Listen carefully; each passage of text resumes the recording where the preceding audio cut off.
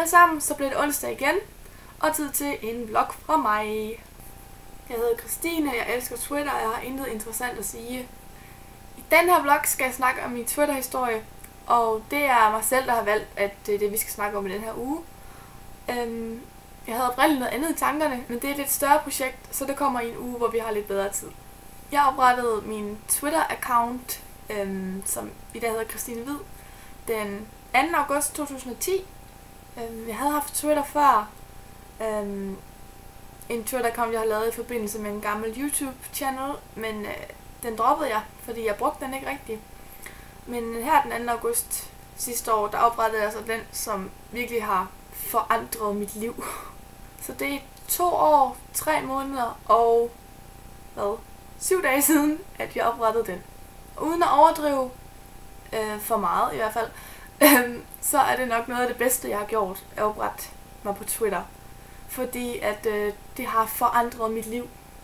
Og ja, jeg bliver nødt til at sige det i citationstegn, whatever, hvad det hedder. Fordi det lyder virkelig nederen at sige. Men jeg er rigtig glad for, at jeg oprettede mig på Twitter. Fordi jeg har fået nogle helt fantastiske venskaber igennem Twitter. Det er en stor del af min dagligdag. Jeg tweeter meget hver dag. Og har især gjort det fra januar og indtil nu. De første mange måneder havde jeg ikke så mange followers, og jeg fulgte ikke så mange mennesker. Og kendte ikke så mange mennesker, så jeg skrev ikke med ret mange. Og per 9. november 2011 kl. 14.07 har jeg så skrevet 24.311 tweets. Det er mange, synes jeg selv.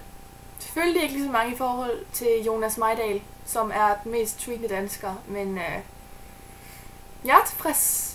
Men jeg oprettede Twitter i sin tid, fordi at jeg fulgte rigtig mange mennesker på YouTube.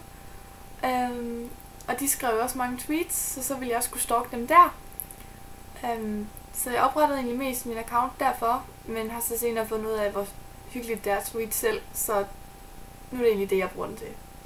Så jeg er glad for, at jeg har fundet ud af, at Twitter er så nice, som det er. Og ja, uden Twitter vil jeg jo heller ikke sidde og lave de her vlogs, fordi vi er jo Twitter-peeps, som godt kan vlogge, som har lavet det her projekt. Men ja, det var min Twitter-historie. Spændt på at høre jer andres, som jeg ikke allerede har hørt. 10 nu stille, Christine, du kan ikke snakke. Og nu er det så nu, jeg burde lave en eller anden rigtig awesome afslutning, men ja. Men vi ses næste onsdag i hvert fald.